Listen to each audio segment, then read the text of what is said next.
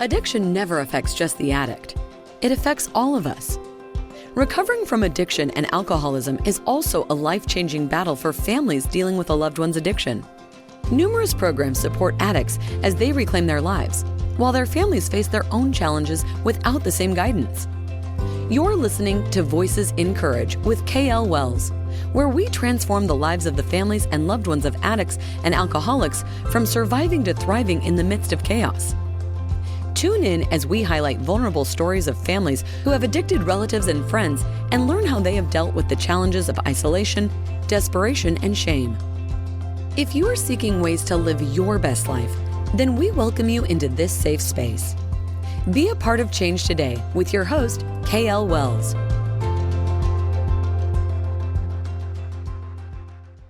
Hey everyone, and welcome to another episode of the Voices in Courage podcast. I'm joined again by today our ongoing lead host, KL Wells. I'm here to support her today in one of our ongoing conversations that we like to have from time to time and share some insights from our own personal experiences as we navigate our own midst of chaos, from surviving to thriving, and sharing our insights and personal anecdotes in hopes that it can help all of you. So welcome, KL. Good to see you again. Thanks, Tucker. I'm looking forward to this one as we're heading into summer. And we are headed into summer, and with July 4th kind of officially kicking off probably more so the summer celebration season, less so in June. But what are we going to talk about today? Why don't you let everyone know? Well, I thought it was super timely to be able to just kind of go back and forth around how do we approach the holidays as loved ones, whether we're dealing with somebody who's clean and sober for the first year or even after, and then how do we deal with the holidays when somebody isn't sober and clean. Yep. And so I am a big believer in intention. And so pre-thinking these holidays in a way that serves the holiday that I most want to create is really important to me personally. And so I wanted to pose that and give people permission to begin to think about their holidays that way. Great way to position it. Absolutely. Let's dive right in. Okay. Why don't you ask me a couple questions and then I'll ask you and we'll dialogue from there. Okay. Well, I think a really powerful question is because we all have stories, we all have our truth about each holiday, what the tradition has been. Let's just say around the 4th of July, what's our family truth around the holidays? What's my truth about what's important to me as somebody who loves somebody in addiction? What's somebody's truth when they're in recovery? And to actually say these things out loud and to own what our truth is around this, I think is a great place to start. Well, I will say the truth about me specifically for holidays is the holiday was an excuse to retreat. It was an opportunity for me to escape my anxiety. And that's the truth. You know, you think about it as the kids were younger, it was all about, the kids and making traditions and this and sort. But as I was deeper into my fear and my anxiety, it became an excuse. And it was an opportunity for me to be able to headline the excuse of, well, I deserve this, so I'm going to retreat and I'm going to allow myself to be a little bit more relaxed than usual. If I look at, so that's the first R word. So the old me would be retreat. In recovery in year 8, I would say the R word is reminder. And I think holidays have become very, very challenging. I'm not going to lie, they've become very challenging because just like I wanted to retreat, a lot of people use that as an opportunity to retreat and relax and get away from the day to day. And I mean, let's face it, I'm the only one in the family that does not drink. So when you have a bunch of family members over, what's the first thing they do is, what would you like to drink?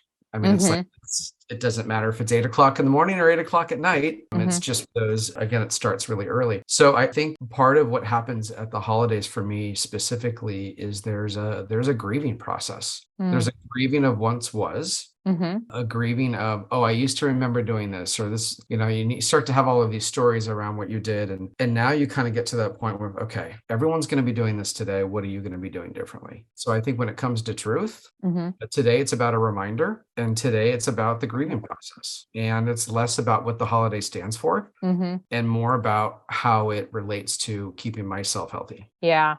Okay. And honestly, that goes with any and every holiday. Yeah. I mean, Valentine's Day, St. Patrick's Day, 4th of July. Yeah. I mean, if you look at all of the holidays, Yeah. there's some association, Valentine's Day, okay, romance, wine, the whole thing. Yeah. Cinco de Mayo, celebration of Mexican Independence Day. Well, what the hell? I mean, it's there's always something to create an excuse. And so nowadays it's really about grief. Yeah. And I think that's a really interesting insight because I would not have thought that. So, having grown up with our own dysfunction around holidays, my brother was an addict. My mom was an addict. I was just looking for peace and calm growing up,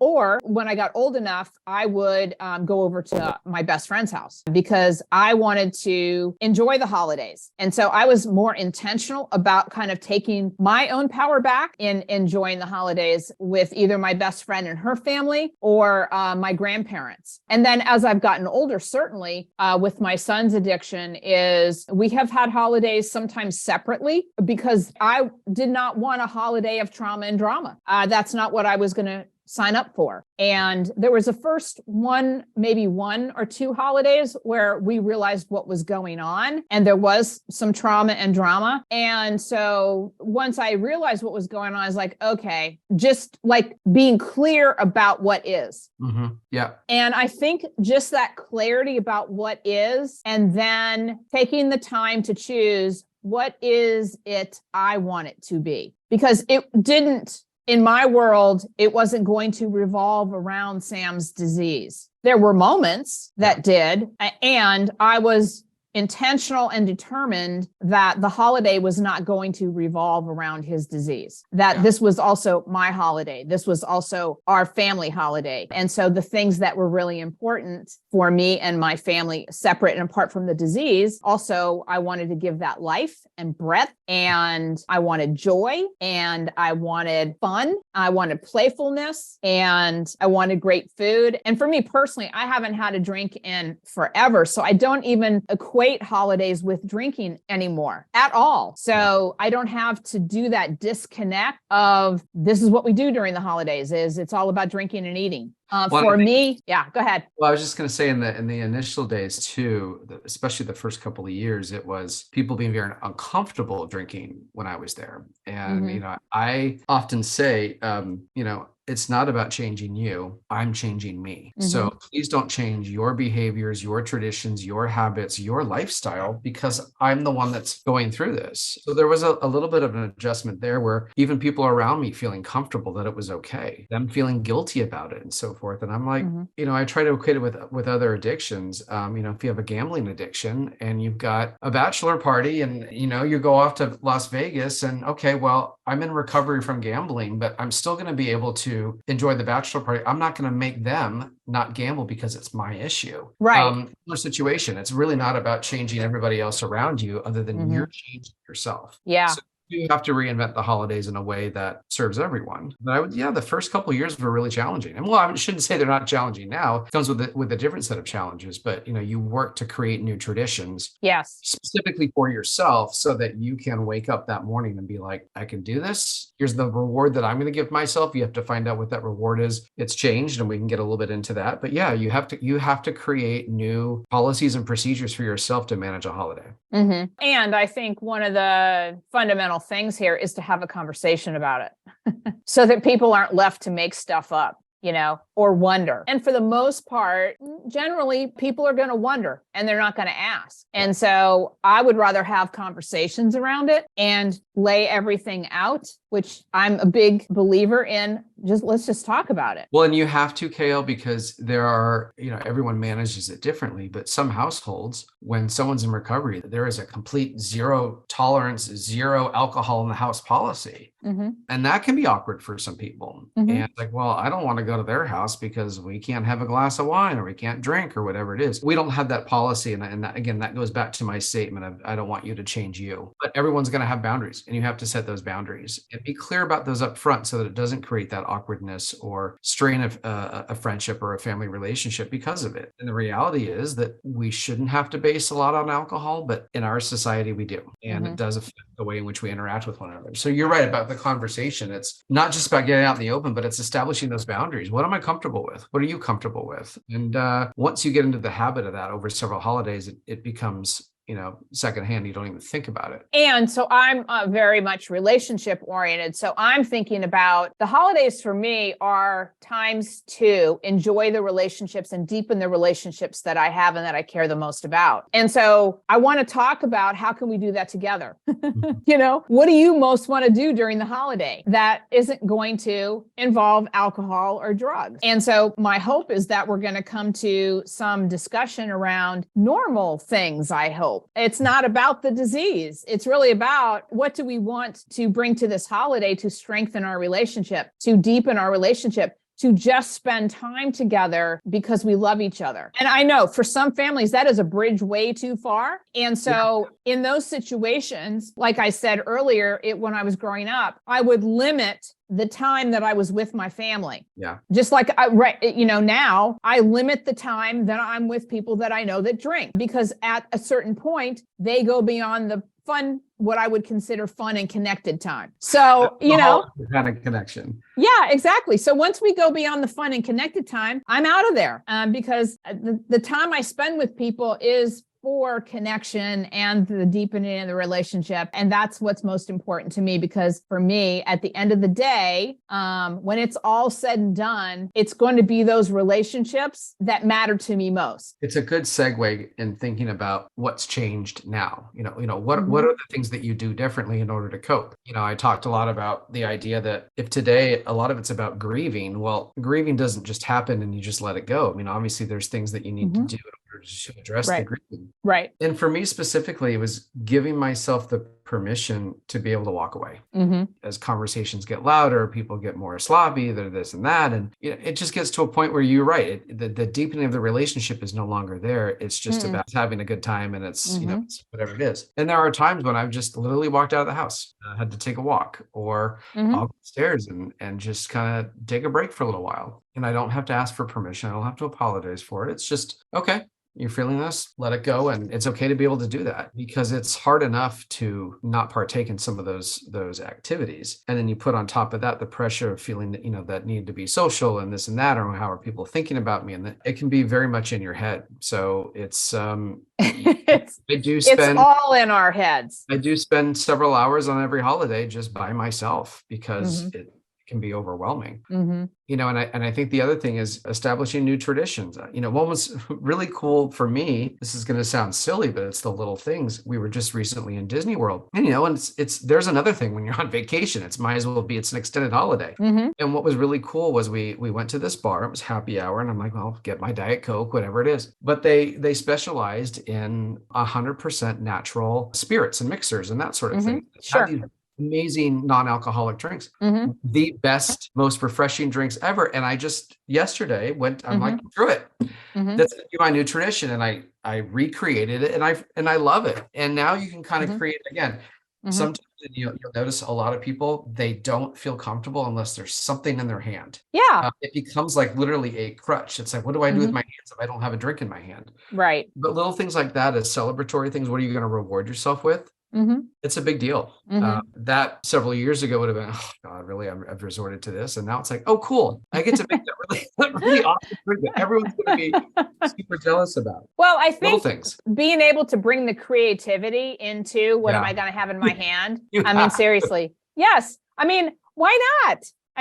At some point, it's like, let's get clear about, if I have this in my hand, this is the path I'm walking on, and it's not going to end well. If I have this in my hand and it's a creative new drink that I get to go, oh, this is awesome and non-alcoholic, and it tastes great, and it settles some people's need for you to be drinking, because I've been in those situations too. Most of the time I just have a glass of water with ice, and they don't know, I could be drinking straight vodka as far as they knew. But, and I'm in that place now as a non-drinker, which is countercultural for sure. People want, they want to know, are you not drinking because, and I just say, I'm just not drinking. That's it. So, and nobody says anything hardly ever to me anymore, unless there's somebody that I just do not know and they wonder. And I'm like, they can ask, I don't care. I used one time, I was at a work function, and I think that's all family knows, right? Family they don't care whatever it is, and you do what you want to do. But it's the work functions, right? That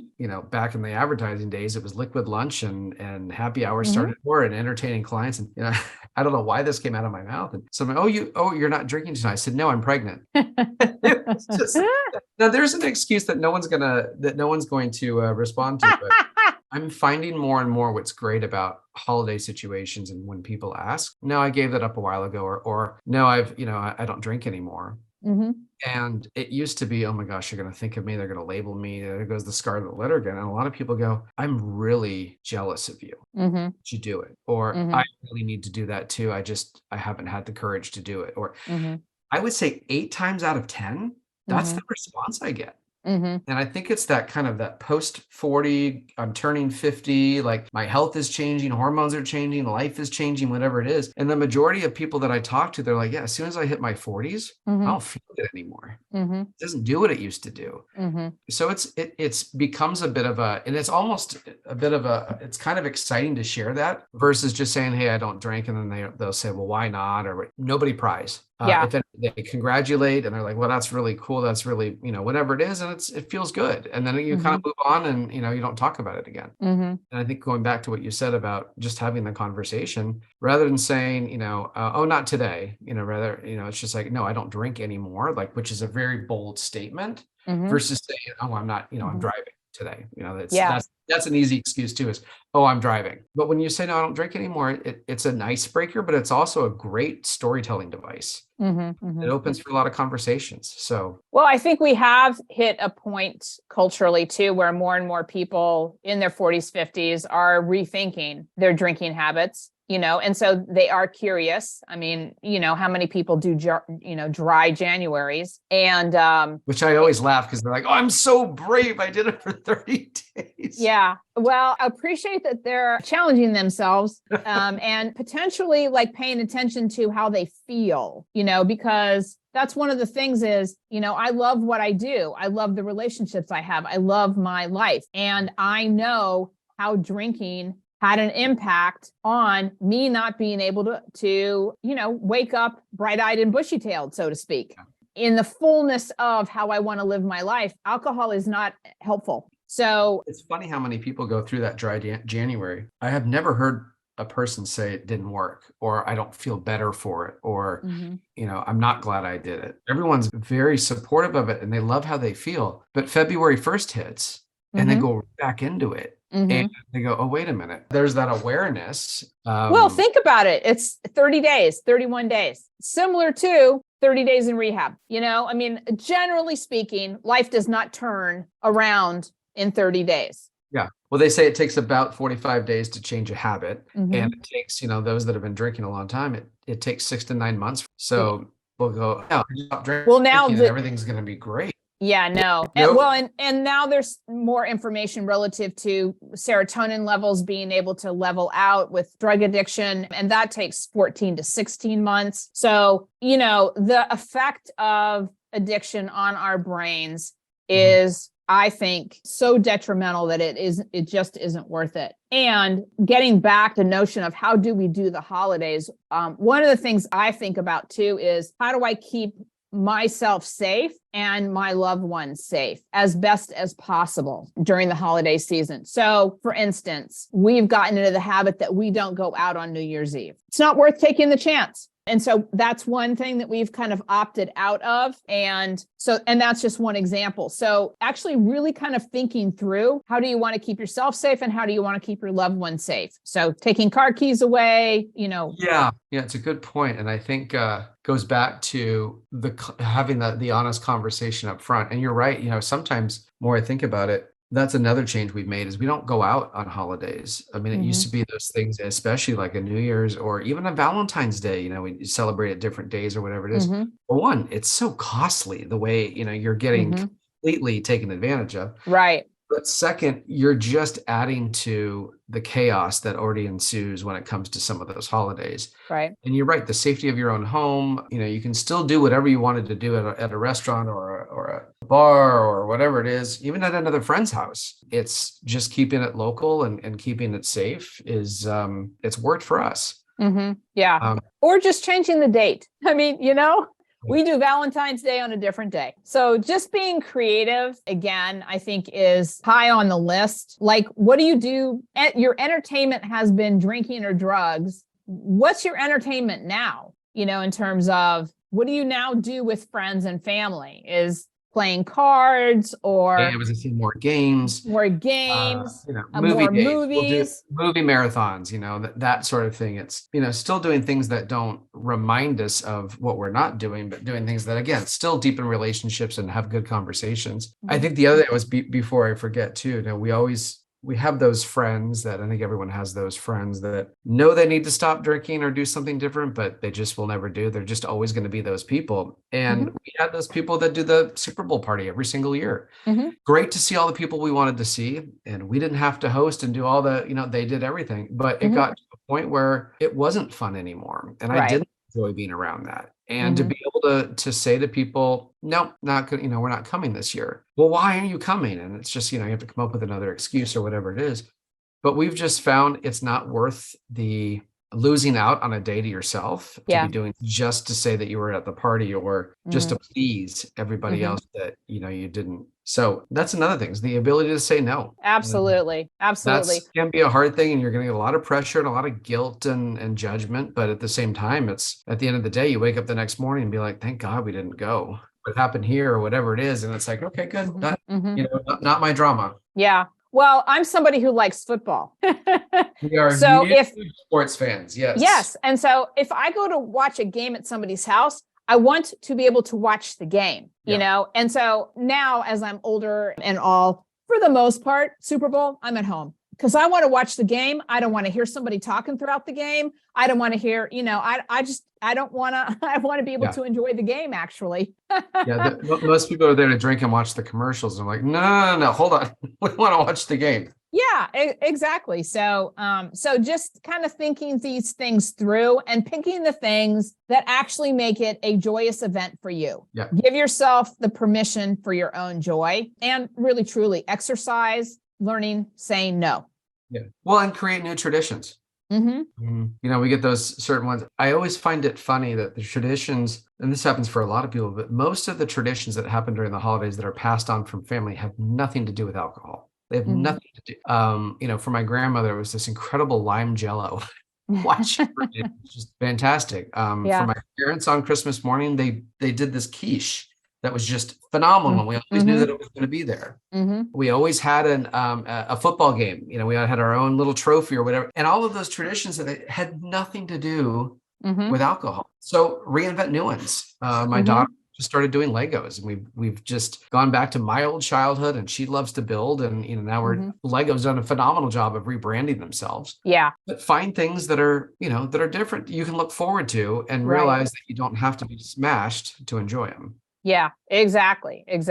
So a couple more things I do want to bring up is one is know when it's time to leave. Yeah. If you are in a situation that is sucking the joy out of the room for you, exit, know when it's the moment you feel like you're pleasing others and not enjoying yourself, whatever it is, you're not there to please others. Yeah. And then I think for both sides of the equation, whether you're recovering or a loved one, is be aware of what your potential triggers are going to be going into the holidays, because emotions are heightened. Yeah. And so if you know that certain things are going to bug you or trigger you to not being the best version of yourself, rethink who you're going to be in those moments. Rethink how you're going to let some things potentially slide and not get hooked in. Rethink who's your support buddy when something happens. And so I think in a lot of situations, we tend to be habitual in how we do the holidays. And we're not like rethinking, how do I really want to do the holidays in a way that I experience more joy, more happiness, more of whatever it is that I most want to enjoy, and reinvent them for myself. Yeah. Well, you brought up something else that I was thinking about too. And, when you're in the program, the first thing you do is you call a sponsor, or there's a Rolodex of 5 people that you're supposed to have right then and there. And if they call, no matter what, you pick up, kind of a thing.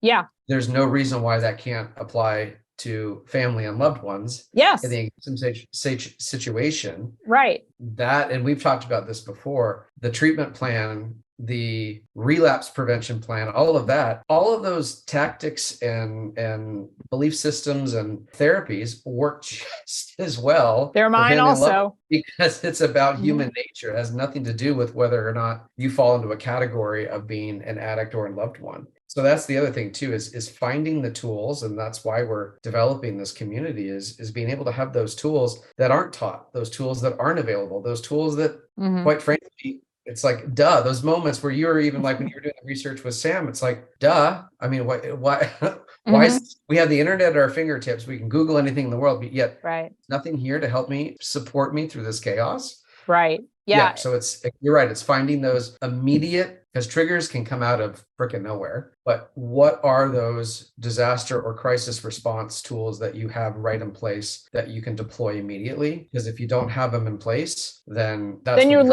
you're like a dinghy in the middle of the ocean. You're left to navigate by yourself. And that is no longer, you don't have to do that anymore. If you pre-think, like when I was previously married to Steve and he was dealing with his post-traumatic stress and alcoholism, I was in counseling. And so pre-holidays, I would strategize with the counselor. If this happens, what do I do? Yeah. If this happens, who can I call? Yeah. Are you available? Is there a backup counselor available? And pre-thinking, okay, is there an Al-Anon meeting that I could go to on Christmas Eve or Christmas Day? Knowing who my go-to was, what my strategies were, if things got in a situation that I needed to handle and take care of myself. Well, you bring up a good point. We have to shift the paradigm and shift the mindset and the story from crisis response to crisis prevention. Because we're constantly in response mode, we're actually not doing ourselves a service whatsoever. Correct. Crisis prevention allows, when the crisis to happen, that there is something in place. So rather than waiting around for something to happen, thriving means that you've already got something in place. And then when something happens, okay, great. I know what to do. I can move on. I have a plan. Yeah. Right, exactly. So for those who have gone through the initial situation where they were completely in shock as to what took place, to continue to put yourself in that position with no plan is insane. And I am a big believer in get the information that you need, get the support that you need, and have a plan as to what you're going to do if the next situation shows up. And that was also born out of the second post-traumatic stress episode I had with my husband back then. I ended up running across the street and to the neighbor's house. And I kept saying, we didn't talk about what happened, what I needed to do if this happened again. And believe me, after that second time, I had a plan. I knew what I was going to do. I knew who I was going to call. I knew where I was going to go. I knew what my strategies were. And I was clear at that point. So I'm encouraging people who are potentially listening to this right now is please have a plan of support, of exit, of how you're going to handle certain situations when they show up. Because when you pre-plan it, you have more agency over your own destiny in those moments. Well, and at the end of the day, when a holiday rolls around, you don't dread it. And that's such a horrible place to be in when it's like, oh, the next week, it's Christmas break. And a lot of people take that time off between the two holidays. And how awful is it to dread that time versus being able to say, to revert back to my days, or I'm not going to sit there in the pity party, which is so easy to do. And you're ready to go. And I think that's okay to do. And, traditions are meant to be not broken. Traditions are meant to be new ones. Reinventing, could not think of the right word. And that's what it's all about. I think if any takeaways from today in this episode specifically is, I always say when I turned 40 and I realized everything had gone to hell in a handbasket, I said the only thing I had to change was everything. And there's nothing wrong with looking at a holiday and saying, whatever we've been doing, I'm starting a new tradition today. Yeah. And it's going to be something that's going to be healthy for the whole family. It's going to deepen relationships. It's going to take us out of fear. It's going to take us out of trauma, relieve the drama, and it's going to focus on building something that everyone looks forward to. Right. What does that look like? Design it. Don't just wait for it to happen. Design it.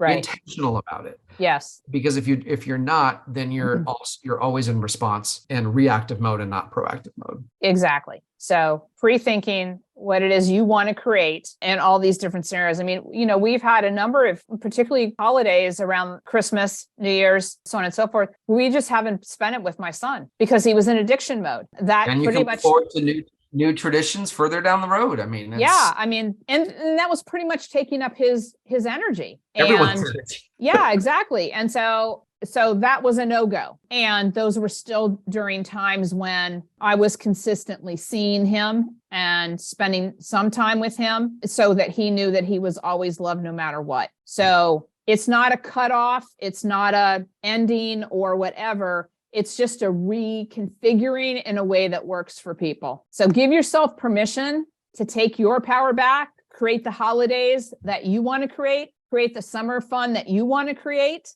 Keep yourselves safe and have some healthy fun and pre-plan. Yeah. What are you going to do if those certain situations show up? Instead of being caught flat-footed, pre-plan it. Perfect. Well, this has been a great conversation. Hopefully everyone can, and the great thing about this is it applies to any holiday, it applies to any family gathering. And often, it's like, oh, we got a wedding this weekend, or, oh, graduation, whatever. It applies to any event and or gathering where you could potentially be triggered or put into a situation of being uncomfortable and needing a place of a safe space. So this can be applied to anything. We just decided that with 4th of July being one of the, I think it's the top 3 drinking holidays of the year, that how apropos that we dropped this episode specifically around on the 4th of July. On the 4th of July. We give you permission to enjoy 4th of July in a very different way and not relive generational trauma or cyclical annual drama and trauma that happens every year. So yes, Gail, thank you for your insights. Coming from one perspective, it's always good for me to be able to talk out my perspective and remind myself, especially in a holiday like today, that it can be fun, it can be different, and traditions are meant to be started regardless if they're old or new. Yeah. Absolutely. So thank you, Tucker. And for those of you who are listening, whenever you're listening to this, have a great 4th of July. Keep yourself safe, know what your plan is, and create the 4th of July that you want and all the other holidays that you want to create in a way that serves you and brings you joy. And don't forget, if you want more of this, be a part of this, get this kind of a community that you haven't seen before, go to voicesencourage.com, join the list, be a part of this. This community is growing. It's exciting. It's helpful.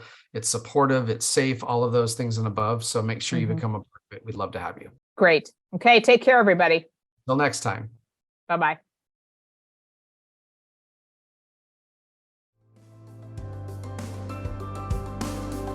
Thank you for joining us in this episode. We hope this discussion gives you the empowerment you need during these challenging times. Remember, there is always light after darkness. For more inspiring conversations like this one, subscribe to the show at voicesencourage.com/podcast. We encourage you to share with your friends and family going through similar situations so we can continue to build a strong community of hope and possibility. Start your life-changing journey today. Join our community at voicesencourage.com.